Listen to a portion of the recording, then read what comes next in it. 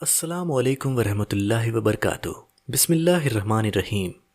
دوستو، آج ہم آپ کو ایک عجیب و غریب گھوڑے کے بارے میں بتانے والے ہیں، جس کے بارے میں جان کر آپ بھی حیران رہ جائیں گے، اور ساتھ میں ہم پروں والے گھوڑے یا اڑنے والے گھوڑے کی بھی بات کریں گے۔ آپ اس ویڈیو کو آخر تک ضرور دیکھیں۔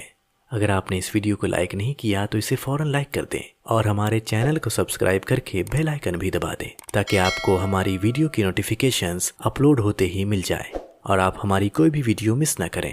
دوستو، گاؤں کا رہنے والا ایک آدمی بہت ہی غریب تھا۔ وہ غریب تو تھا، لیکن صبر سے اس کا بہت گہرا تعلق تھا۔ اس غریب آدمی کے پاس ایک نسلی گھوڑا تھا، جس کو دیکھنے کے لیے لوگ دور دور سے آیا کرتے تھے۔ اس نے اپنے گھر کے قریب ایک چھوٹا سا استبل بنا رکھا تھا۔ اس کا عشق اور کچھ نہیں، بس ایک گھوڑا ہی تھا۔ بادشاہ وقت کو پتہ چلا کہ قریب کے گاؤں میں ایک آدمی کے پاس ایک گھوڑا ہے، جو کہ بہت اعلیٰ درجے کا گھوڑا ہے۔ بادشاہ بھی گھوڑوں کا شوقین تھا، یعنی اسے گھوڑے رکھنے کا شوق تھا۔ اس نے سوچا کہ اس اعلیٰ درجے کے گھوڑے کو حاصل کرنا چاہیے۔ چنانچہ بادشاہ اپنے کچھ ساتھیوں کے ساتھ اس غریب آدمی کے پاس آیا اور کہنے لگا، اے فقیر، اپنے اس گھوڑے کے بدلے مانگ کیا مانگتا ہے؟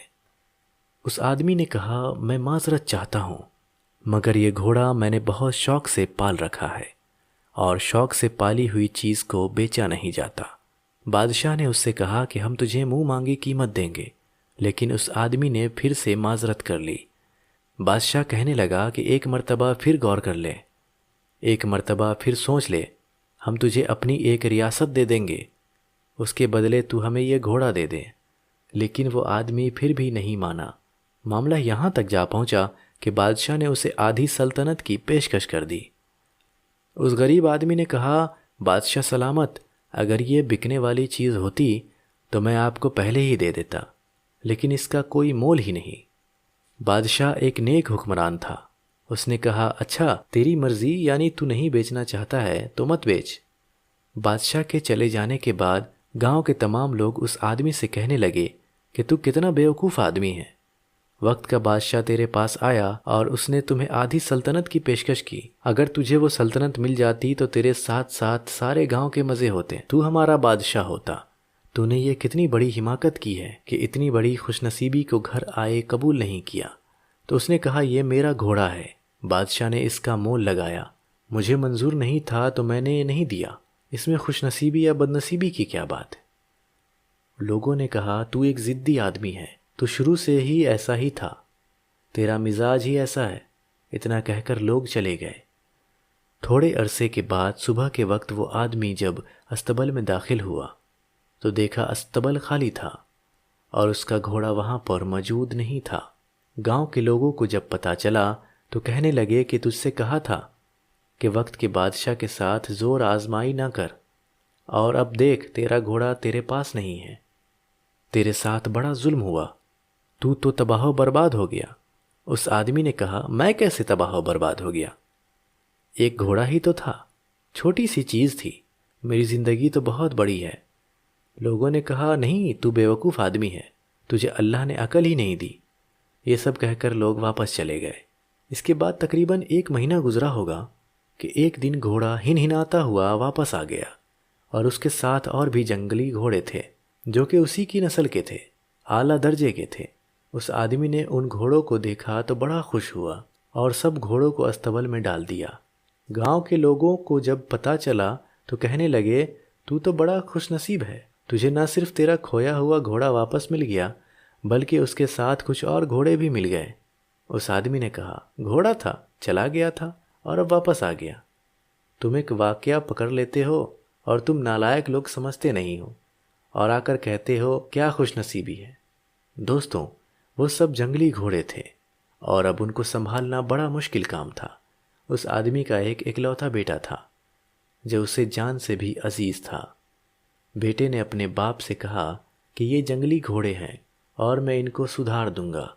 چنانچہ اس نے سب سے صحت مند گھوڑے کو پکڑا اور اس کے منہ میں لگام دے کر اس کے اوپر چڑھا اور اس گھوڑے کو چلانے کی کوشش کرنے لگا، لیکن اس کا بیٹا گھوڑے سے گر گیا اور اس کی ٹانگ کی ہڈی ٹوٹ گئی۔ اس کا باپ اسے اٹھا کر گھر لے گیا۔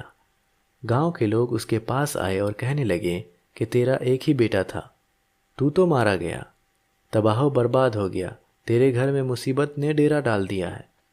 تھوڑے دنوں بعد بادشاہ کی جنگ شروع ہو گئی اور جنگ بڑھتی گئی، لہٰذا لوگوں کو زبردستی فوج میں بھرتی کیا جانے لگا۔ بادشاہ نے اپنے آس پاس کے علاقے سے صحت مند نوجوانوں کو پکڑ کر جنگ میں بھرتی کر لیا۔ اس کے بیٹے کی ٹانگ ٹوٹی ہوئی تھی اور وہ کسی کام کا نہیں تھا، لہٰذا بادشاہ کے لوگ اسے چھوڑ کر چلے گئے۔ گاؤں کے لوگ پھر سے اس کے پاس آئے اور کہنے لگے کہ ہمارے تو پیارے بیٹے تھے، سب کو زبردستی لے گئے اور فوج میں بھرتی کر لیا، تو بہت اچھا رہا، تو خوش قسمت ہے۔ اس آدمی نے کہا، تم لوگ اس قابل نہیں کہ تمہارے ساتھ رہا جائے۔ یہ گاؤں ہی نالائق لوگوں کا ہے جو زندگی کے ایک چھوٹے سے حصے کو ساری زندگی پر پھیلا کر اس کا نتیجہ نکال دیتے ہیں۔ میں معافی چاہتا ہوں، میں تمہارے درمیان نہیں رہوں گا اور میری اور تمہاری جدائی ہے۔ چنانچہ وہ اپنے گھوڑے اور بیٹے کو لے کر کسی دوسرے گاؤں چلا گیا۔ دوستو، اب اگر بات کی جائے پرو والے گھوڑے کی تو اس کے بارے میں بھی بات کرتے ہیں۔ کچھ وقت سے سوشل میڈیا پر پرو والے گھوڑے کی بات چل رہی ہے اور یہ کہا جا رہا ہے کہ فلاں جگہ پرو والا گھوڑا دیکھا گیا، اڑنے والا گھوڑا دیکھا گیا۔ تو ہم آپ کو بتا دیں کہ ایسا کچھ نہیں ہے، کہیں بھی کوئی اڑنے والا گھوڑا نہیں دیکھا گیا ہے، یہ سب ایڈٹ کیے ہوئے فوٹو ہوتے ہیں۔ آپ ان پر زیادہ دھیان نہ دیا کریں۔ آپ کو ہمارا آج کا واقعہ کیسا لگا کمنٹ باکس میں ضرور بتائیں اور اس ویڈیو کو لائک بھی ضرور کریں۔ ملیں گے آپ سے اگلی ویڈیو میں، تب تک کے لیے خدا حافظ۔